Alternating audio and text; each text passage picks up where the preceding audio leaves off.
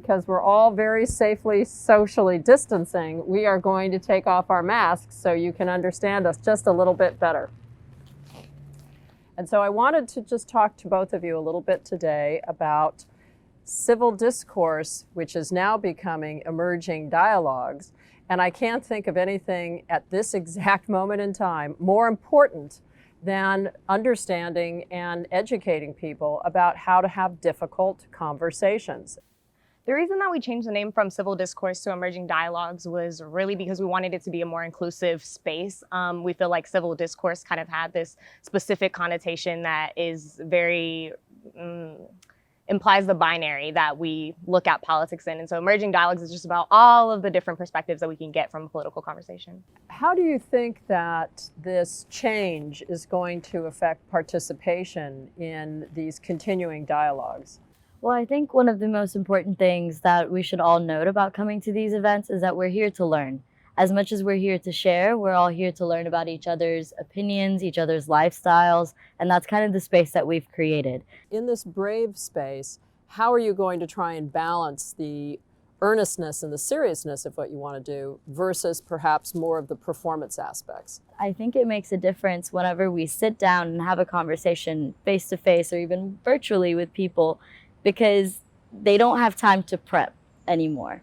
It's kind of what their gut instinct is. It's how they talk. And whenever we talk, we make mistakes because it's the way we think. And we think it's a mistake, but it's okay. It's all part of the learning process. We use statements, we use images to get you thinking about it because people are already thinking about it, but give you a few different perspectives and then really break this down of how do you feel, because social media doesn't always give you the opportunity, and it is just this performance of this is what I believe in, and there's not really room for people to dialogue with you and really get deep into these conversations. But there is so much depth, and I mean, I think it shows. We had so many people RSVP. We had to max out. People want to have these conversations. They're already having these conversations. So we're just providing a different space to do it that is as inclusive as possible.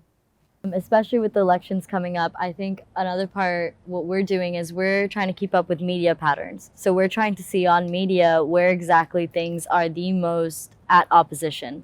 So we kind of bring those topics in because, like Alex said, on media, it's really easy to just post something and then get either comments or likes, but those comments never get addressed. That dialogue never gets exchanged. So we bring those statements in, we bring those photos and those posts in, and we're like, okay, let's go over this. Let's exactly see what this is about. Let's see what you think about, and let's talk about it. I will say for incoming students, the biggest thing is we're all smart. We're all smart. There's no doubt about it. We've made it here.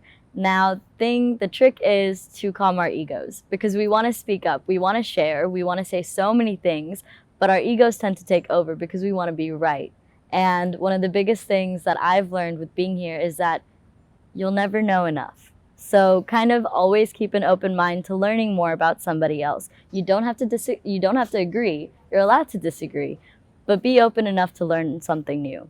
Based on what you've heard just now, I think you can understand why I believe I have absolutely the best profession in the world, because I get to actually meet students like Shay and Alex and also be inspired by them.